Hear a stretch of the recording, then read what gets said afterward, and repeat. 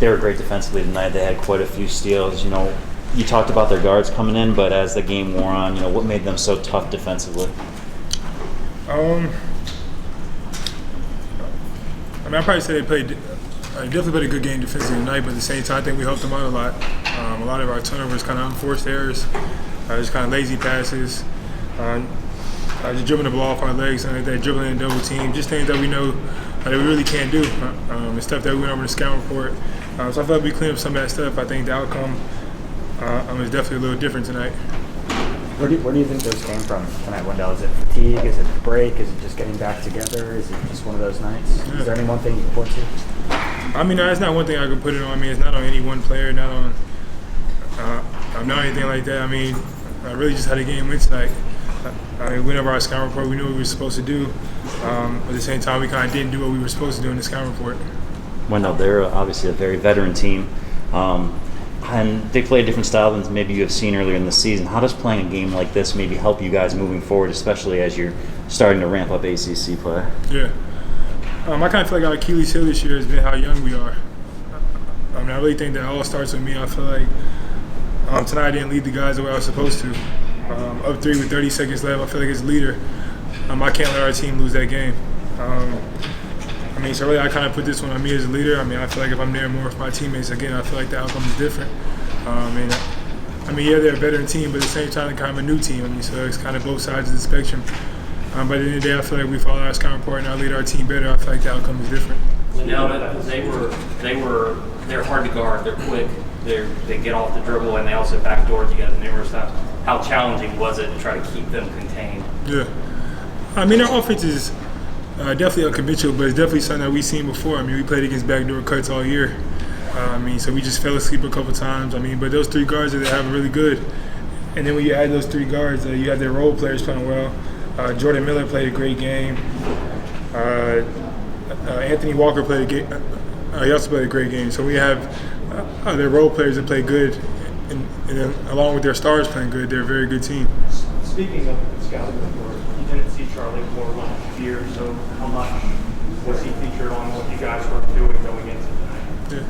Yeah. He was a big feature in the scouting report. He's there. He's their starting guard. We knew what he was doing.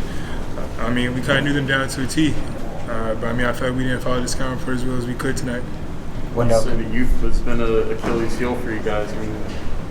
How does that get solved in the next 2 months or however many months the season has?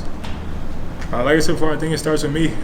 I think I have to be a better leader out there in the court, not just in timeouts and things like that, saying things to guys, but I feel like I need to be a more vocal leader on the court in the moment when things are happening.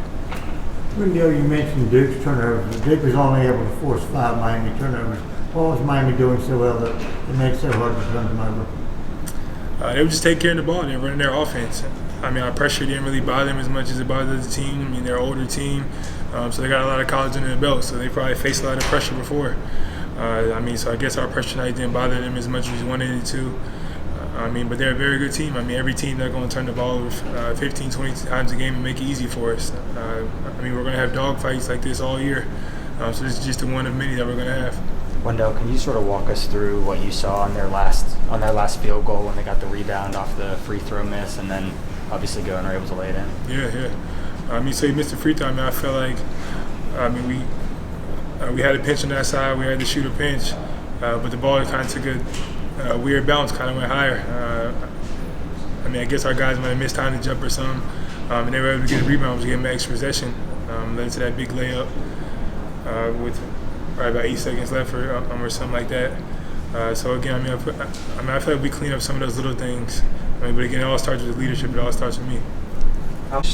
Give us your initial thoughts on it. It's a tough game. Knew there was a good team. They stuck with it the whole game. We had the lead, 30 seconds. They made some big plays. That point guard, Moore, he led them the whole game. He made big play after big play, big shot after big shot. Now, in terms of the defense for you guys, Coach mentioned that they got you a little bit more spread out than you would have liked to be, or you hit some of those backdoor cuts. Just what made it so tough to stick with them?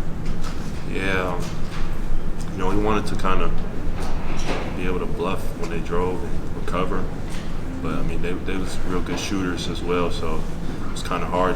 You know, you kind of have to decide. So it was just kind of hard for us to either you're hugged up on your man or you're over helping. So yeah, credit to them. They spread us out the whole game, kept good spacing, and made shots, made cuts.